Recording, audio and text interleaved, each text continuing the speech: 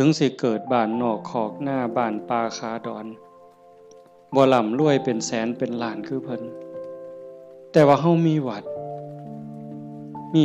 มีครูบาอาจารย์มีพี่มีน้องที่รักศีลรักธรรม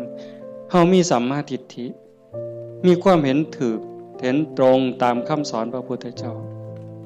อย่างน้อยๆนี่เชื่อว่าบาปมีบุญมีชาติหน้าชาติก่อนนรกสวรรค์มีเฮ็ดดีก็ย่อมได้รับผลดี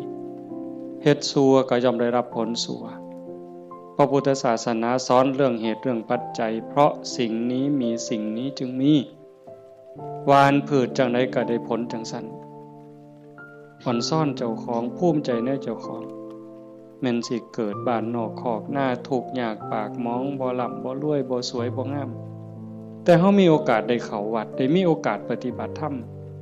เป็นผู้บ่ประมาทได้ยินเสียงปากเสียงเว้าของครูบาอาจารย์น้อมนำลงสู่การประพฤติปฏิบัติซ้ำนี่เฮาก็พอแห้งอ่ะนี่โยมเป็นบุญล่ะเด้นี่เกิดปีติเกิดความอิ่มใจแล้วก็ตั้งตนในความบ่ประมาทอีกอันนี้หมายถึงบุญ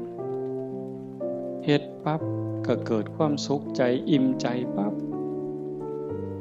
ขันเฮ็ดเรื่อยๆเฮ็ดบ่อยๆเฮ็ดดูๆจิตนึกตั้งแต่ถึงคุณงามความดี